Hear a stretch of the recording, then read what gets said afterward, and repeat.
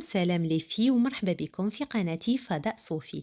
ان شاء الله تكونوا بخير وباحسن الاحوال. اليوم جبت لكم وصفه بنينه بزاف اللي هي كيكه اليقطين المقلوبه، غاتو غونفرسي على سيتروي، بطريقه ومكون يخليها خفيفه ومشربه وتذوب في الفم. إذا أول مرة تشوفي القناة ما تنسيش اللايك والاشتراك وتفعيل الجرس. نبداو بسم الله على بركة الله. نوجدوا صوص اليقطين اللي هي عبارة عن قطع اليقطين اللي طيبين دون سيغو تاعها بدات. بقاو باش تشوفوا الطريقة اللي مخالفة على واش موالفين نواسيو. الوغ جيبوا لي بيغيكس ولا اي مول اللي يدخل للفرن، نقطعوا فيه ان بون مورسو دو سيتروي على شكل مكعبات صغار، نزيد لهم كاس سكر بني، نخلطهم مليح حتى يعني هذيك لا سيتروي تطلق الجو تاعها، ونزيد لهم بعد هذيك القرفه. تقدروا تحبوا ديروا لي زيبيس اللي نديرهم في البان دي بيس كيما سكنجبير ولا جوز الطيب، يعني واش حبيتوا باش تنسموا الكيكه تاعكم. ومن بعد هاتيك نحطهم في فرن على 20 دقيقة حتى تشوفي يعني هذاك السكر داب والكابوية طابت وخرجت كامل الجو ديالها. اونتر طون انايا دون ان اوتر ريسيبيون نكسر 3 حبات ولاد الدجاج كاملين، نضيف لهم كاس سكر كريستاليزي ومغرفة تاع لافاني، ونخلط كلش مليح. انا هنا خلط غير بالفوي، تقدري تستعملي الباتور.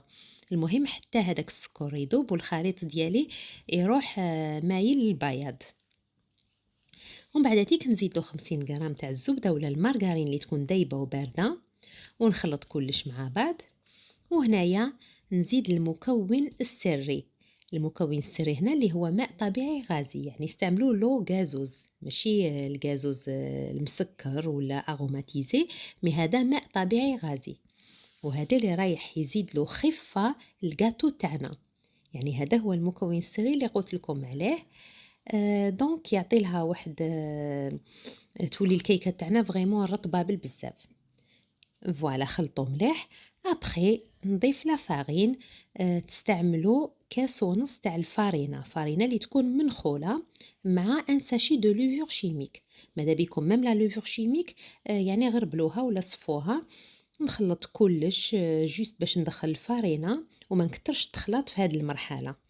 نغطي على لاباراي تاعي ونروح نفاقد هذيك الكابويه في الكوشه.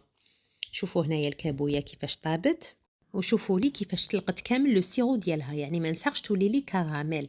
هذا هو واش نسحق جوست ان سيرو تاع الكابويه مع هذوك لي مورسو.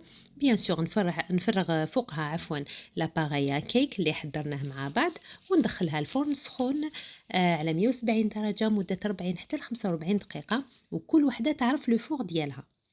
نخلوها حتى تتحمر من الفوق ونخرجوا الكيكه تاعنا ونواسيو لها كامل هذوك الاطراف بلا سباتول. وهي سخونه نقلبوها دون اون غروند اسيت بلات وهي سخونه، ما تخلوهاش تتبرد.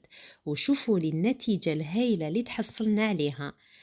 هاد لو غاتو ما يجيش عالي بزاف ويجي مشرب ورطب، ولا تيكستور تاعو حنينه بزاف، ومن الفوق يجو فيه هادوك لي مورسو تاع لا سيتروي كي شغل درنالو لا كونفيتور. واحد البنه لازم تجربوها باسكو سي كالكو شوز دو ديفيرون على واش موالفين نواسيو. وبيان سور هنايا تقدروا تزيدوا ميم التوابل لي زيبيس اللي نديروهم في البان دي بيس باسكو سا مارش تري بيان مع الكابويا. En plus de ça رانا في وقتها، رانا في الخريف، دونك il vaut mieux en profiter مادام راهي متوفرة.